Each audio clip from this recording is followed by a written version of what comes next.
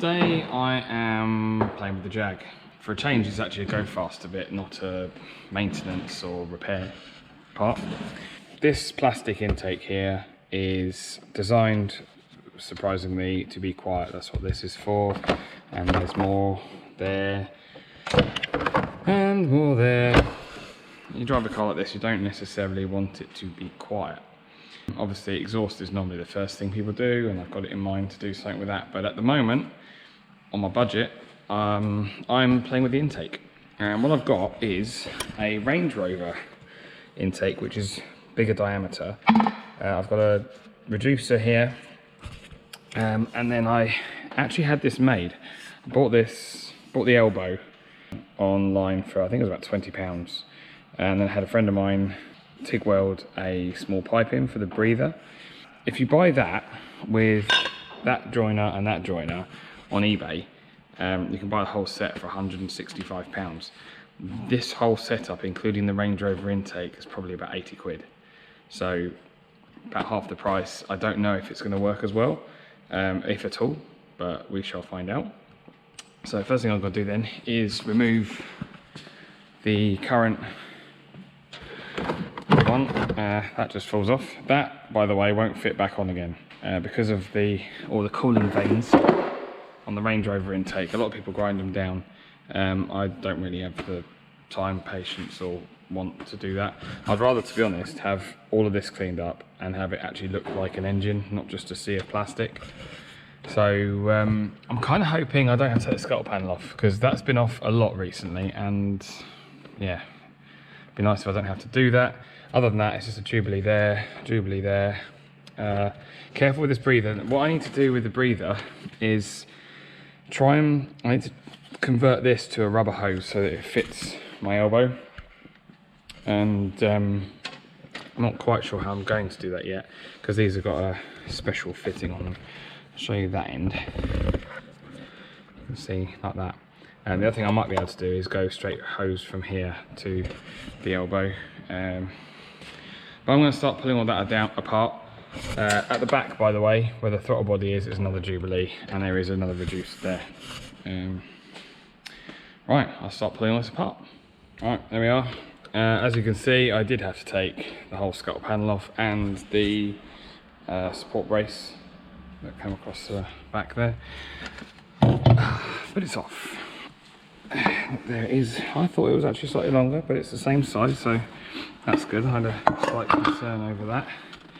And likewise, that looks like it's the same sort of size. So start swapping that reducer over and putting things back together.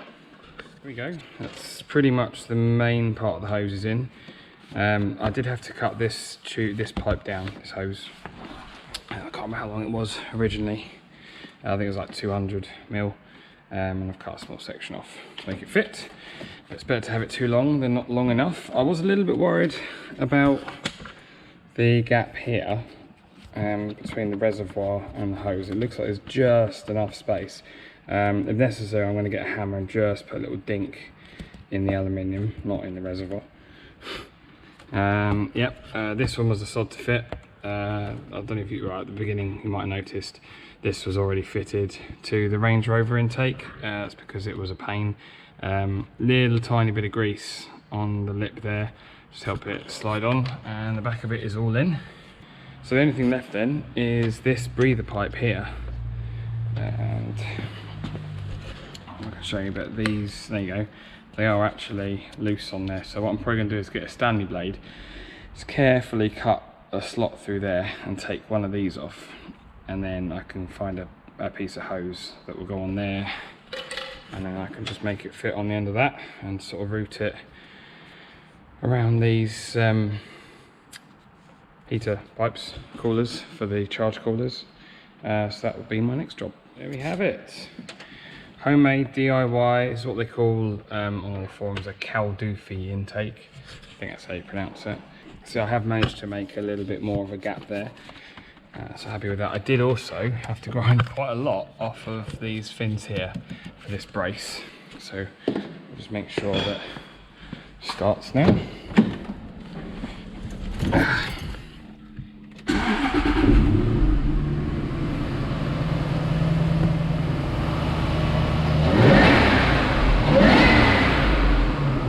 definitely more intake noise. Excellent. Supercharger sounds louder as well. I'm not totally sure that's true or if it's just me. There would have been more intake noise if I'd had an upgraded panel filter, but I've just got a standard paper one at the moment. But no, I'm happy with that. So yeah, I've just got all of that lot to put back together. Obviously not that. And then I'll take it down the road and I'll show you before and after. Right, the first thing I did notice back in the car out, probably can't tell on the camera, but you can definitely hear the intake a lot more inside the car.